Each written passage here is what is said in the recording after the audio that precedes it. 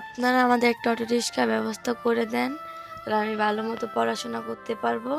তাহলে আমার আম্মুর আর অন্যের বাসায় কাজ করা লাগবে না। আমার আব্বুর অটো রিক্সা হলে কাজ করতে পারে, তখন আমি স্কুলে পড়তে পারবো। আমরা ঠিক মতো খাবারই পাচ্ছি না। দেশবাসী বা আপনাদের কাছে চাই যে আমার একটা অটো রিক্সার ব্যবস্থা করে দেন, আমার আর কিছু লাগবে না। আপনার হাজবেন্ডের জন্য? হ্যাঁ। কারণ এই রাত বিরাত, এই দিন নাই রাত নাই এরকম বাচ্চাদের রেখে কাজ করা, তাই তো?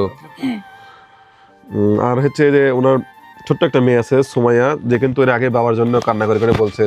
সুমাইয়া, কি অবস্থা বলো? তো আলহামদুলিল্লাহ ভালো। তোমার চোখ লাল হয়ে গেছে কে? বলো, কান্না করছো নাকি? কেন? এমনিতে এমনিতে কেন? সত্য কথা কও, কি হয়েছিল বলো? বাবার জন্য, বাবার কি হয়েছে আবার? অটো রিক্সার জন্য। অটো রিক্সা তো হবে ইনশাল্লাহ।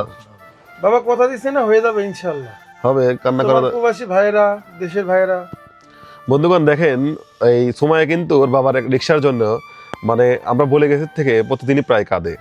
ঠিক আছে, এরকম প্রতিদিনই এরকম করে না, এরকম করে যে হচ্ছে বাবার কবে একটা অটো রিক্সা হবে, কবে সময় পছন্দ মতো তার একটা জামা কিনতে পারবে। বাবার কাছে যদি বলে বাবা আমাকে একটা জামা কিনে দাও, এই বাবা কিন্তু সময়ের আবদারটা পূরণ করতে পারে না। এই তো মনের দুঃখ। হ্যাঁ, এইটুকুই। এই জন্য খারাপ লাগে না? কি বলে বাবা? আগে আগে কি করতো? আগে যখন গাড়ি ছিল তখন কি করতো বলো? কিনে দিত, কিনে দিত, যখন যেটা চাইতে তখন সেটা কিনে দিত। কিন্তু এখন পারি না। সময় বলতে পারবা মানে কতদিন হচ্ছে গরুর মাংস খাও না? 1 বছর। 1 বছর? 1 বছর আগে খাইছো আর খাও নাই? না, দেখেন, আপনারা যার কথা বলেন যে এই সুমাইয়া, সেই সময় কিন্তু কিভাবে মানুষ হয় আপনারা দেখেন। ওকে তো 1 বছর হলো গরুর মাংসই খায় না। খায় না বলতে পায় না, পাইলে তো খাবে। ও বাবার কাছে, আমি এর আগে শুনছি, বাবার কাছে কান্না করে করে আবি যাবি এগুলো চায়। দেখো যে তোমাদের রিক্সাটা, তোমার বাবার রিক্সাটা নিয়ে গেল, সে কতটা নিষ্ঠুর। তোমার মতো মানুষের মুখের আহার কাড়ে নিল, তোমার ছোট্ট ভাইয়ের মুখের আহার কাড়ে নিল। তার বিষয়ে কি বলতে চাও বলো তো? আর কি বলবো, ভাগ্যে ছিল না। ভাগ্যে ছিল না। এখন তোমার কি মনে হয়, একটা রিক্সা কি আমাদের জন্য, আমাদের আল্লাহর চাইলে কি হবে? ইনশাল্লাহ, হ্যাঁ হবে ইনশাল্লাহ, বলো ইনশাল্লাহ। ইনশাআল্লাহ।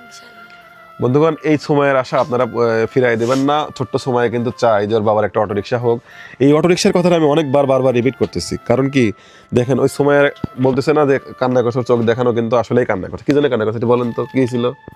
অটো রিক্সার জন্য।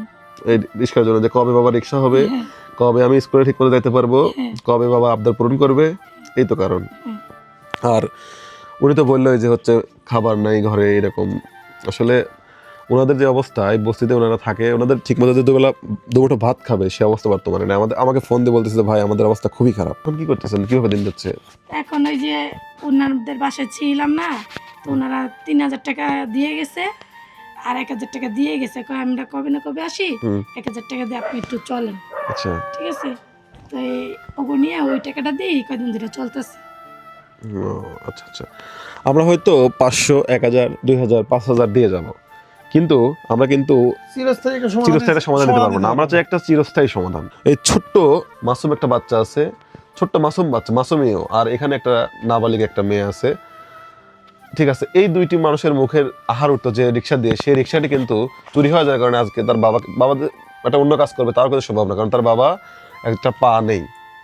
তো এই ছোট্ট শিশুর মুখের আহার যারা কাড়ে নিছে, তাদের উদ্দেশ্যে তেমন কিছুই বলবো না, শুধু এইটুকু বলে আল্লাহ যেন এদের অন্য ওসিলায় একটা অটো রিক্সার ব্যবস্থা করে দেয়, যা দিয়ে এই সুমাইয়া এবং এই আরিয়ানের মুখে আমগজনের কোনো সময় না আসতে হয়। ঠিক আছে, ঠিক আছে, ওনারা যতই বলুক, আমরা যে খাবারটা নিয়ে আসছি এত রাত্রে, এরা বিরক্ত না হলে পাশের রুমে যারা আছে ওরা বিরক্ত হচ্ছে, অবশ্যই বিরক্ত হচ্ছে, বলুক বা না বলুক।